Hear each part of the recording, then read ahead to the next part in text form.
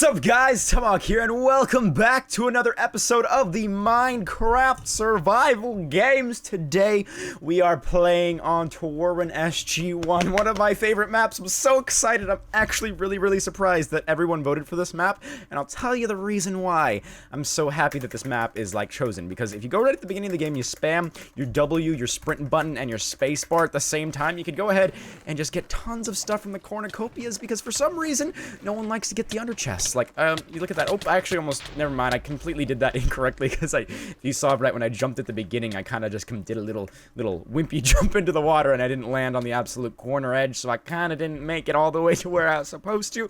So the reason why I like this map, or at least one of the reasons why I like this map, has already been considered void because I'm just a dummy like that. I know, I'm so sorry.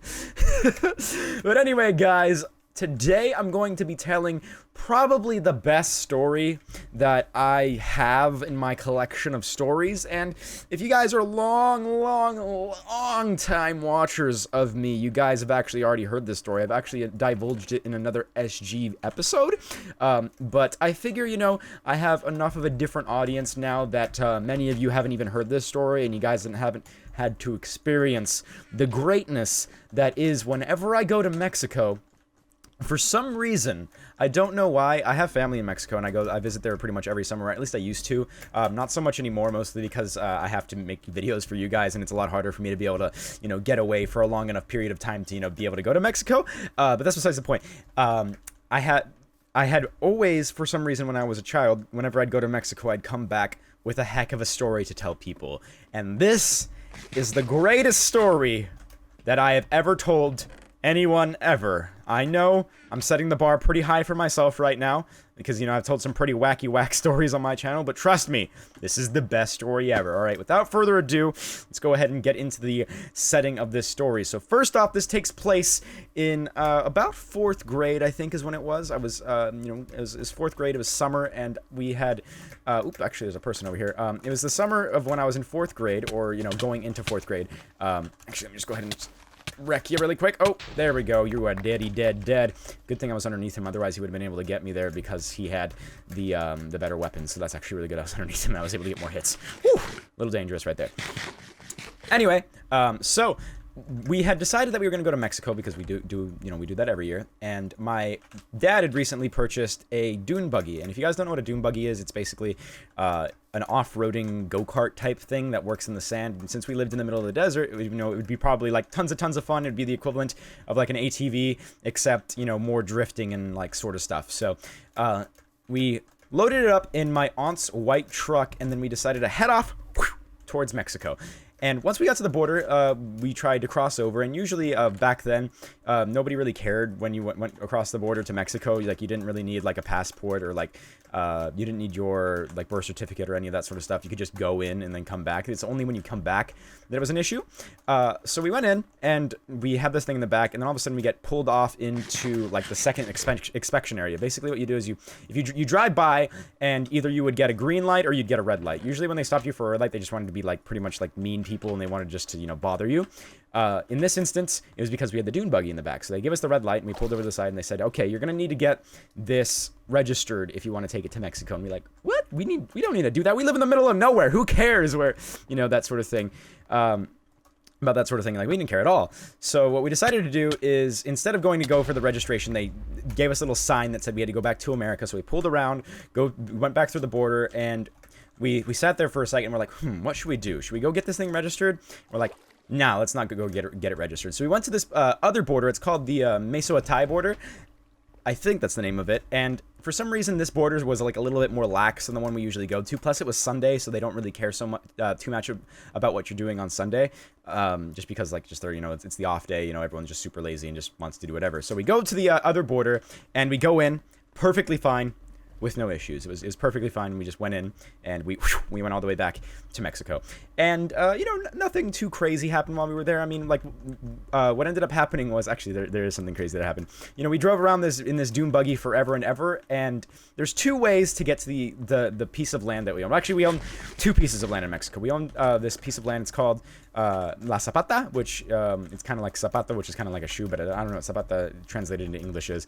But it's like you know, a a place where we have currently have greenhouses. Back then, it was just a place that had a bunch of cows, I think we had ostriches there, some horses, and we also grew alfalfa, which is hay. And if you didn't know the family business, or at least one of the family businesses that we did is we sold alfalfa. We still have these tractors that compact it and put it into little things. It's to feed the horses and to feed the cows and whatnot. And so we were there, and that was what the Zapata had at the time. And we also had this other piece of land called El Rancho. It's like 300 acres of land. We were currently renting it out to some people who were just using up all the water for agricultural needs. Really, it didn't really matter. But anyway, so there's two ways to get to the Zapata. There's the way to get into it with a car, which is taking, just the regular, like, paved road all the way there. And there's a way to get to it that is actually quicker, but is probably, it's only quicker if you're on, like, a motorbike, or in this case, the dune buggy that we were taking. So, what ended up happening is it had recently rained. And if you guys didn't know, it doesn't rain often in Mexico, especially where we live, because it's in the middle of the desert. You know, you could probably get, 1 or 2 rains, like, every 5 years or something. But it had recently rained, and so all the sand was kind of like, it wasn't packed down hard enough, so it was all soft. And I was in there with my buddy Zedd, or Edgar in English, I guess. We call him Zedd, but like we said it like that because that's just how you say it in Spanish, whatever.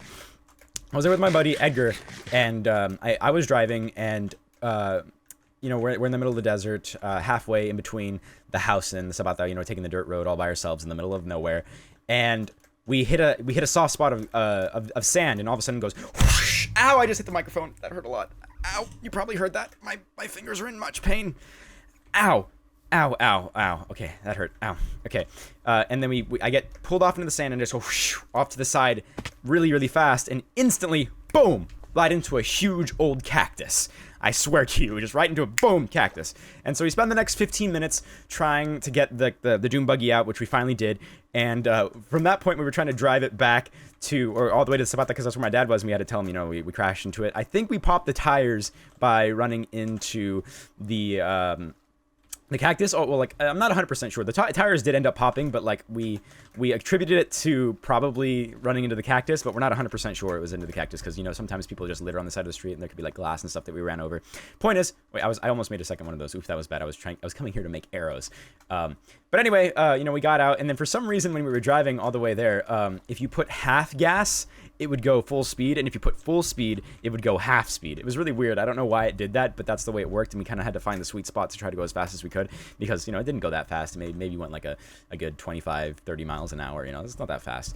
But anyway, that's the crazy thing that ended up happening while we were there, but this is when the story gets even better, I swear to you. So, for some reason, I don't really remember, my dad ended up losing his green card because, and if you guys don't know what a green card is, it's, if an immigrant moves to the United States and gets married to someone who's a native, they get a green card, which gives them, permanent residency in the United States. A lot of people run businesses where they just get married, where they'll just marry you for a price so you could, like, have permanent residence in the United States. It's actually a thing, but I think it's illegal to do that. But no, my dad was obviously married to my mom, and so my dad had lost his green card. I totally sound like a freaking Mexican right now. My dad lost his green card. We're like, oh, whatever, we'll figure it out once we get to the border. I'm sure we could just, pay to get another one made, or something like that, or whatever, right? Also, I'm not going to even bother with these people right now. We were going to pay to get another one made. So we start driving back, the 10-hour drive between Baja down all the way back to California. And on the way back, there's this little hitchhiker on the side of the road in the middle of nowhere, might I add. I think it was kind of close to a bus stop, but for the most part, it was just in the middle of nowhere. Just in the middle of nowhere. And so, like, my dad, being the kind person he is, lets him into the car. And might I add, we have the dune buggy in the back because we're taking it back. And this is a 3-seater for a truck. And so it was me, my brother, and my dad who would usually take up those 3 seats. Plus we had another person, so we're pretty squished with a complete stranger that we had never met before. And so as soon as the guy comes into the car, my dad starts talking to him in Spanish because, we're in Mexico, obviously people speak Spanish. And then he starts speaking in some really tattered Spanish, and we could tell he was a white guy.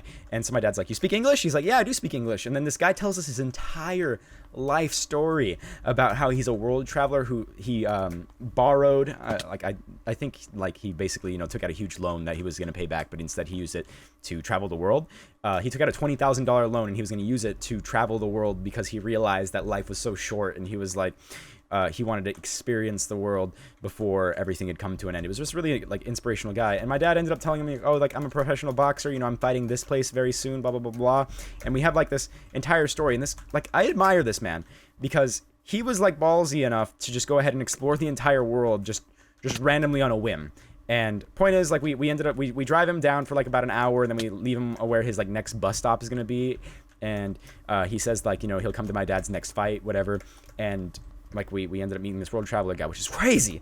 But this is not even the point in which the story gets crazy, guys. This isn't even the crazy part, right? So we get to the border, and we go in, and the people are like, okay, so in order for you to be able to get across the border, we're going to need to print you a new green card. And in order to print you a new green card, we're going to need $600 cash. Or, you know, I'm pulling that number out of my butt. I'm not entirely sure how much money it was, but it sounded like a lot back then when I was little. But, you know, it's probably not that much. He's like, we're going to need $600 cash. And my dad's like, well, I don't have any cash or whatever. So we're at the border, and he's like, just screw it. You know, we're gonna go back, and you know, we're gonna go to another border and see if they let us in. And so we go back.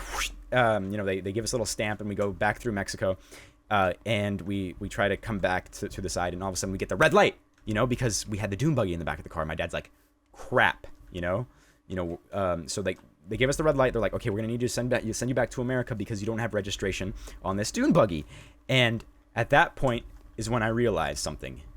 We were trapped between countries. Yeah, we were. So my dad goes in back again through the border people, and they tell him, you know, we're still gonna need that $600. And my dad's like, okay, whatever. So we go back. They give us the red light again, and then we're stuck in between. Like, there's a line of people always trying to get to America. So we're like kind of off to the side, just parked there, like brainstorming. And my dad's like, okay, here's what I'm going to do. I'm going to call your mom and have her drive all the way down here, which is a 2-hour drive from my house to the border, might I add. Drive all the way down to the border, come give us, you know, the whatever, and or like come give us the, you know, the money for the green card, and then we'll go from there. And I was like, okay, whatever, you know, we'll do that. And then, you know, I'm freaking out at this point because, like, oh, we're going to be trapped here forever, whatever. And so we go in one more time, and my dad's like, okay, here's what we're going to do. We're going to go back, and hopefully we'll be able to go to, like for some reason, they didn't give us the red light for some reason. And they let us back through Mexico. So my dad's like, okay, let's try to go to another border while my mom's trying to work her way down to the border where we were at. And we go to this other border, and sure enough, they give us the same thing. You know, yeah, we need $600 for a new green card. And so, like, we're trapped again, and we go back through that border, and then they give us the red light. So we're stuck again. And at this point, I'm like, oh, great. And so, like, my dad keeps trying to call my mom, you know, to figure out when she's coming, blah, blah, blah. And his phone dies. It's this red BlackBerry. Battery died. And so my dad now has no contact with my mom whatsoever. So what he decides to do is the people who are waiting to, you know, cross the border, he's like, okay, I'll pay you $20 to use your phone for 5 minutes while you're waiting in line. And he keeps doing this over and over again to try and figure stuff out and try to give my mom directions to this new border that we were at because we went to a different one. And for some reason, my dad gave her the wrong address, and she wasn't able to find us. And so my mom, like my dad calls my mom like an hour later, and he's like, you know, where are you? He's like, oh, I can't find the border you're at. I can't find this new border or whatever. And so my dad's like, okay, we're trapped in between countries. My mom doesn't know where we are. What are we going to do? At this point, I'm like, ha, I'm out. So I took a nap. When I woke up, my dad ended up telling me what happened. I didn't witness this firsthand because I was passed out because, like, I just didn't want to deal with it, you know? Apparently what my dad did is there's like a half a mile long line of cars. He hired the bums that are sitting at the, like, he didn't really hire them. He just asked them for help. The bums that were, like, you know, begging for money on the at the border to help him move cars into different lanes so we could drive backwards through half a mile of border to get back into Mexico, to drive around to get to the border where my mom was. He managed to do that. I don't know how he did, but when I woke up, we were like at a place where my dad was buying he bought a prepaid cell phone, and he bought a prepaid cell phone and also some credit for it. And he called my mom, and he's like, okay, we're gonna go to the border that you know how to get to, which is like the classic TJ border. Just go down the 5 south all the way till you get to the border right there. And my mom knew how to get there. So we go to that border, and we park at some weird place like this next to some like taxi location. I feel like I remember that's where it was. And I remember they're waiting for my mom to come in just for like half an hour, just hoping that she would just finally be able to come here and make this nightmare end. And sure enough, like a goddess, like an angel walking in, she came in through this gate, and there she was, and instantly my brother and I flung to her, gave her the biggest hug, and said, "Mom, we were trapped in between countries. We were stuck in between 2 countries. Can you even..." I don't even know. My mom's like, okay, you could either go back and wait in your line with your dad, so like he can go like pay for it and get his new green card printed, because my mom gave my dad the money, or you could come with me. And my mom's like, I'm going with my mom, you know. And we walked through the border. Oh crap. That was, yep. I'm just gonna go. Yep. Come on, let's do it. And so we go back through with my mom through the border. We would just walk through, and then we drive home. And then my dad manages to get back into the United States by paying to get his new green card. And then finally, that marks the end of the story in which I was trapped at the border. Yes, that is probably one of the most crazy things that has ever happened in my life. I know. It's amazing. Like, I can't even believe it happened, to be honest. It's like a memory that I'll have for the rest of my life. It's the greatest story that I could really tell anyone. And for those of you who haven't heard it until now, well, you got to hear my story. And that's pretty much it. Like, I looking back on it now, guys, I wouldn't say that I want to do it again, like just relive the whole experience, but like that is probably one of those memories that I will keep with me until like I'm on my deathbed, and I'll tell my grandchildren this story because it's just one of the greatest stories of all time that I've ever had.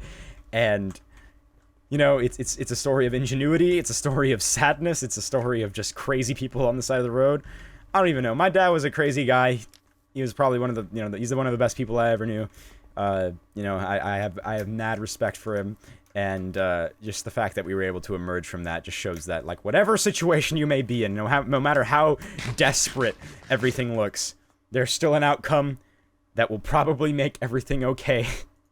Trust me, if you've ever been in the situation I've been, you know things can get better from where you're at. And that's pretty much the end of my story. Let's go ahead and finish this death match right here. Let me just go ahead and not get targeted by both these people at the same time. I don't like spawning in the middle, because, they could both be shooting arrows at you. Are they both attacking? Oh, this guy might be lagging a little bit, I think. Yep, just gonna knock you in the water. I don't know what he's doing. Is he running away? Oh my gosh, he's lagging a lot. And then this guy is gonna get killed by the friggin' lightning or something. What is he doing over there? What's he doing? Oh, I want to long shot this guy. Boom! Oh! Come on, one more. Oh, okay, why is he running away? Does he not know how to play? Oh, well, there he goes. Alright, then. That pretty much marks the end of today's SG video, guys. Tell me what you think about the story in the comments down below. If you guys have any crazy stories like that, also put them in the comments. But anyway, guys, thank you so much for watching, and I will see you guys in the next video, and I hope you guys have a nice day, please.